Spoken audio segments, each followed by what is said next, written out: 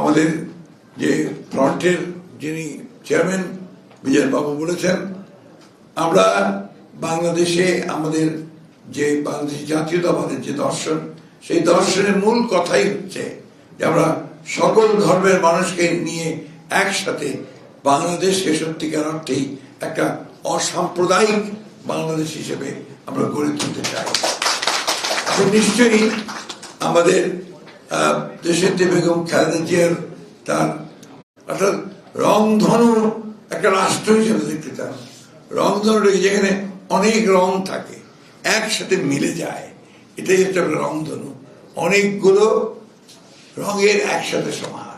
ঠিক একইভাবে আমাদের যে কথাটা আমরা বলি যে শত ফুল ফুটবে, সেই শত ফুলের যে একটা সৌরভ সেই বাগান থেকে বেরিয়ে আসবে, সেটাই হচ্ছে বাংলাদেশি জাতীয়তাবাদ।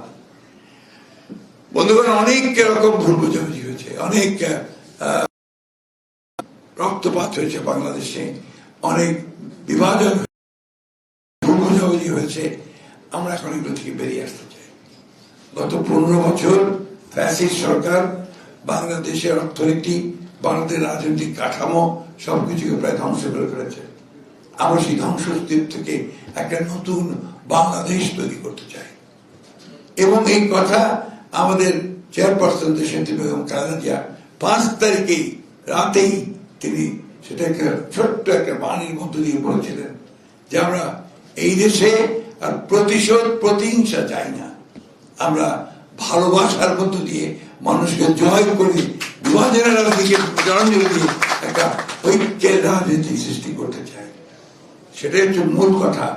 আজকে অনেকে অনেক কথা বলবে, স্বার্থের কথা বলবে, এবং বলছেও আমরা রাজনৈতিক দলগুলো বিভিন্ন কথা বলছি, এখন আমাদের দল কষাকষি করছি, এখন আমাদের স্বার্থগুলো সামনে এসে গেছে, কোনটাকে মেনে নেবো কোনটাকে মেনে নেবো না, তাই না?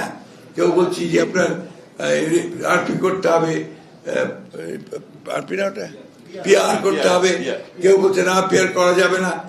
আমরা ওই সমস্ত কথা যেতে চাই না। আমরা 1971 সালে যে বাংলাদেশ তৈরি করেছিলাম, যে বাংলাদেশের স্বপ্ন দেখেছিলাম, এবং 2024 সালে 5ই জুলাই আমরা 5ই আগস্ট 36 দিন আমরা জুলাই যুদ্ধ করি, আমরা 5ই আগস্ট যে নতুন একটা বাংলাদেশের স্বপ্ন দেখে আমরা নতুন বাংলাদেশে আবির্ভূত হলাম, সেই বাংলাদেশকে আমরা নির্মাণ করতে চাই। এখানে আমি অবশ্যই আজকে আমাদের শহীদদের প্রতি শ্রদ্ধা জানাবো। আমি শ্রদ্ধা জানাবো আমাদের সেই সব ভাই বোনদের প্রতি যারা আহত হয়েছেন, পঙ্গু হয়েছেন, তাদের চোখ চলে গেছে, পা ভেঙে গেছে, হাত চলে গেছে, তাদের প্রতি আমি গভীর শ্রদ্ধা জানাচ্ছি আমাদের 1971 সালের বীর শহীদদের প্রতি, এবং একই সঙ্গে যারা স্বাধীনতা যুদ্ধে প্রাণ দিয়েছেন তাদের প্রতি।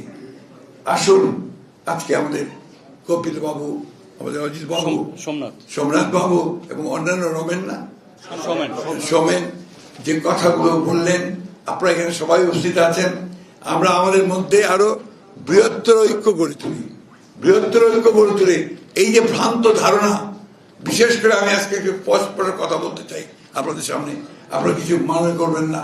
সেটা হচ্ছে বাইরের কিছু মানুষ, কিছু দেশ, কিছু মিডিয়া, তারা বাংলাদেশে ব্যাপারে একটা মিথ্যা প্রচারণা করার চেষ্টা করেছে।